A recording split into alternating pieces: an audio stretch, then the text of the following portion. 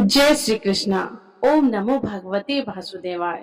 आज हम आपके लिए लाए हैं अधिक मास में मुख्य रूप से सुने जाने वाली तुलसी माता की कथा। एक छोटी सी लड़की थी, वह तुलसी माता जी का पूजा करती थी। उसका प्रतिदिन का नियम था कि तुलसी माता का पूजन करने के बाद ही खाना खाएगी। जब वह लड़की शादी के लायक हुई तब उसके माता पिता ने उसकी शादी करवा दी। उस लड़की को उसके माता पिता ने दहेज में एक तुलसी का गमला दिया। ससुराल में भी वह रोजाना सुबह उठते ही पूजा करती थी। उसके बाद ही खाना खाती थी। लेकिन उसकी दो जेठानियां थी जो उसका मजाक उड़ाती थी और उसे कहती थी बड़ी नियम धर्म वाली बनती है। दोनों को उससे बहुत ईर्ष्या होती थी। लेकिन उस लड़की ने अपनी तुलसी माता की पूजा करना नहीं छोड़ा।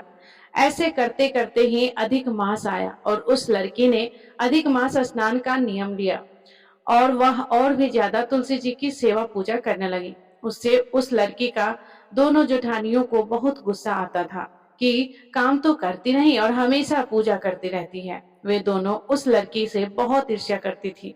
इसीलिए उन दोनों ने एक दिन तुलसी जी का गमला छुपा दिया। वह लड़की बड़ी मुश्किल से गमला ढूंढ कर लाई और अच्छे से पूजा करी, फिर खाना खाई। लेकिन दोनों जेठानियां रोज ही ऐसा करने लगी। वह अलग अलग जगह पर गमला छुपा देती, लेकिन वह लड़की रोज गमला ढूंढकर ले आती और अच्छे से पूजा करती, फिर खाना खाती। वह रोजाना गमला ढूंढ कर ले आती, तो इसीलिए जेठानियों ने एक दिन उसका गमला दूर ही फेंक दिया।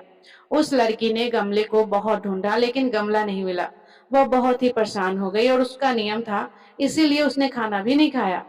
उसकी दोनों जेठानियों ने आपस में बात करी कि बहुत ही नियम धर्म वाली बनती है, देखते हैं कब तक खाना नहीं खाती है। उस लड़की ने पूरे दिन गमला ढूंढा लेकिन उसे नहीं मिला और ऐसे करते करते सारा दिन बीत गया, लेकिन उसने खाना नहीं खाया और दुखी मन से अपने कमरे में जाकर सो गई। उस लड़की की सच्ची भक्ति देखकर तुलसी माता उससे बहुत प्रसन्न हो गई और उसके कमरे में तुलसी माता का गमला प्रकट हो गया। अगले दिन सुबह जब वह उठी तो उसने देखा कि उसके खाट के चारों कोने पर तुलसी माता का गमला आ गया है। यह देखकर वह बहुत खुश हुई और बोली कि अब मेरी तुलसी माता को कोई नहीं चुरा सकता। पूजन करने के लिए कहीं और जाना भी नहीं पड़ेगा और अब कोई मेरी तुलसी माता को फेंक भी नहीं सकेगा। उसने जल्दी से उठकर स्नान किया और तुलसी माता की पूजा की। जब वह खाना खाने बैठी तो उसकी जेठानियां मजाक करने लगी कि लो, देवरानी जी का नियम धर्म पूरा हो गया, और उससे पूछती है कि तुलसी जी की पूजा कर ली क्या, जो तुम खाना खा रही हो। देवरानी धीरे से बोलती है कि हाँ कर ली। जेठानियां बोली कि तुमने पूजा कहाँ से कर ली, गमला तो हमने फेंक दिया था। देवरानी कहती है कि देख लो, मेरे कमरे में खाट पर तुलसी जी लग रही है। जेठानिया ने उसके कमरे में जाकर देखा तो अचंभित रह गई और बोली कि देवरानी, तेरी भक्ति सच्ची है, हमने तुझे बहुत परेशान किया, हमें माफ कर दो। तब देवरानी ने उसे माफ कर दिया। फिर दोनों जेठानियों ने भी देवरानी के साथ अधिक मास स्नान का नियम लिया और तुलसी जी की पूजा की। उसके बाद खाना खाया। हे तुलसी माता, जैसे उस लड़की का नियम धर्म निभाया वैसे हम सबका निभाना।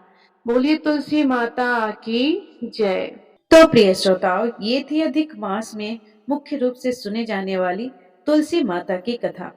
यदि ये कथा आपको पसंद आई हो तो वीडियो को लाइक कीजिएगा और कमेंट में जय तुलसी माता लिखकर जरूर बताइएगा कि ये वीडियो अच्छा लगा कि नहीं। और अभी तक अगर आपने हमारे चैनल को सब्सक्राइब नहीं किया है, पहली बार हमारे चैनल पे आए हैं, तो चैनल को सब्सक्राइब कर लीजिएगा, क्योंकि प्रतिदिन आपको आने वाली सभी व्रतों की कथाएं सुनने को मिलेगी। धन्यवाद।